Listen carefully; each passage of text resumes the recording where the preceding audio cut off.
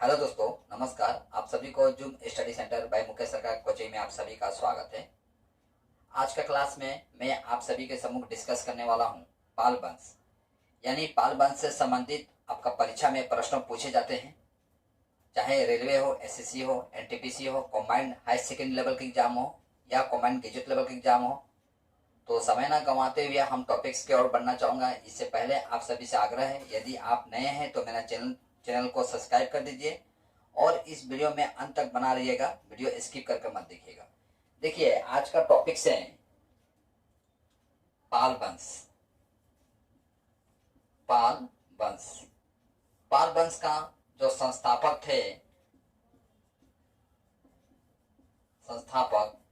ये आपका गोपाल थे, जो कि आपका 750 ईस्वी से 770 ईस्वी तक शासन करते हैं। गोपाल जो थे ये आपका बौद्ध धर्म का अनुयायी थे।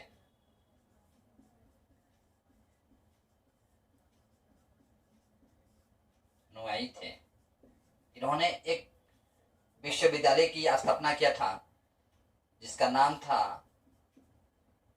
उदंतपुरी।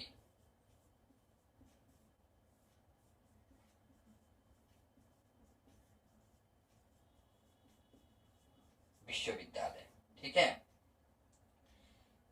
पाल वंश का जो राजधानी था आपका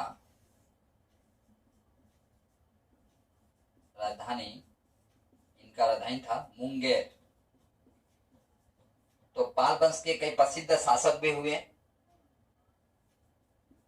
इनका प्रसिद्ध शासक थे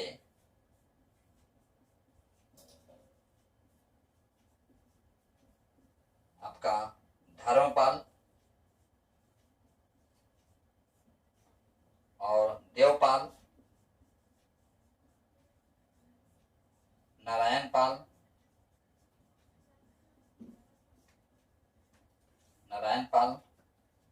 और नयपाल। ये आपका प्रसिद्ध शासक थे। इन प्रसिद्ध शासकों का नाम याद करने के लिए मैंने एक ट्रिक्स लाया है। हालांकि ट्रिक्स जो है हास्य पदक हो सकते हैं। ट्रिक्स है आपका धर्म किया नम्रता से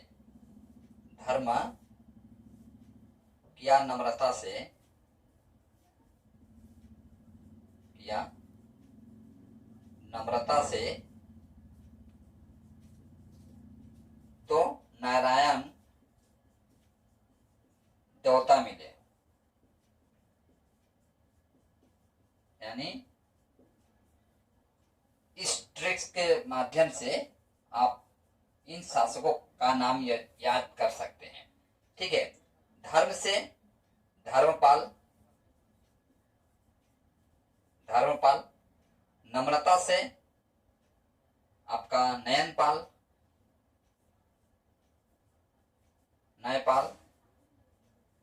और नारायण से नारायणपाल, और देवता से आपका देवपाल।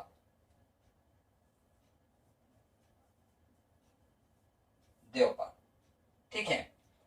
तो यह देखा गया आपका जो पाल वंश के जो शासक थे, यानी जो गोपाल जो थे, इन्होंने एक त्रिपक्षीय युद्ध लड़ते हैं, जो कि आपका किसके बीच में होता है।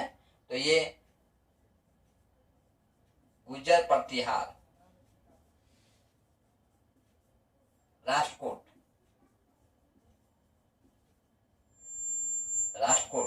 और पाल वंशों के बीच में होता है। के बीच संघर्ष होता है।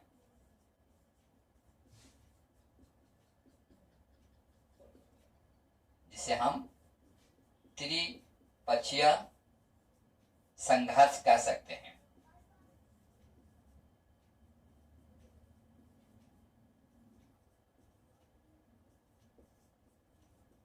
पाल वंश की ओर से संघर्ष में भाग लिए थे तो कौन लिए थे? आपका गोपाल। ठीक है, गोपाल को यानी पाल वंश के जो प्रसिद्ध शासक थे, प्रतापी शासक थे, इन गोपाल को एक उपाधि से सम्मानित भी किया गया था। तो उपाधि था इनका उत्तरापद। उत्तरापद उपाधि से इन्हें सम्मानित किया गया था। तो इनके साम्राज्य में एक गुजराती कवि रहा करते थे। गुजराती कवि जिनका नाम था सोठल। सोठल ये क्या थे? कवि थे। ठीक है, इन्होंने आपका गोपाल जी को यानी जो प्रतापी शासक थे पाल वंश का, उन्हें ये सोठल उपाधि से सम्मानित किए थे। ठीक है, जो गोपाल जो थे, इन्होंने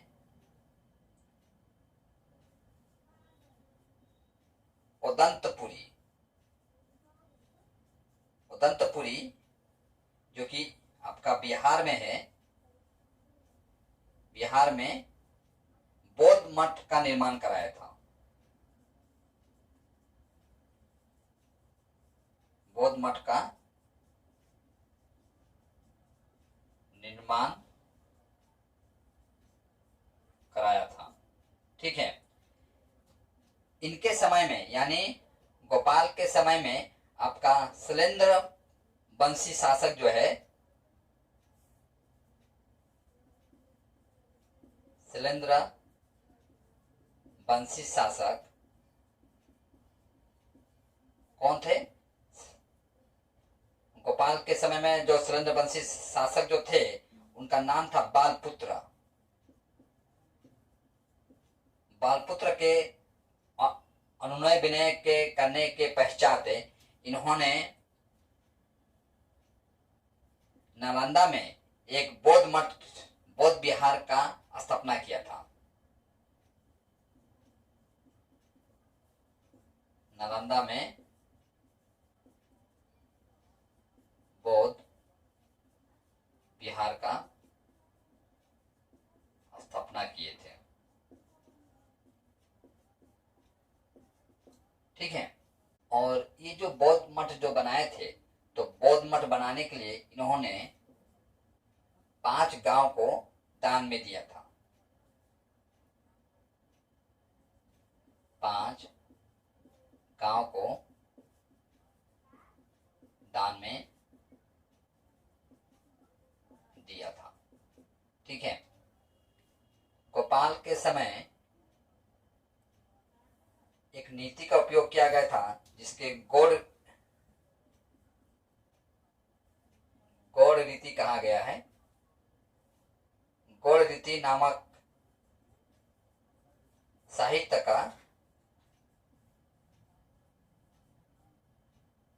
साहित्य विद्या का प्रचलन हुआ था।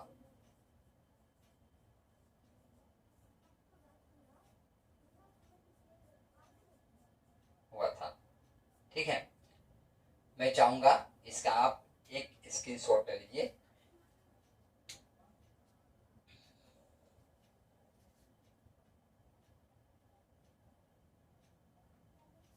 तो इस तरह से मैं पाल वंश से संबंधित अति संक्षेप में उन्हीं तत्वों को आपके सम्मुख रखने का प्रयास किया हूं जो कि आपका एग्जाम के लिए अत्यधिक इम्पोर्टेंट था।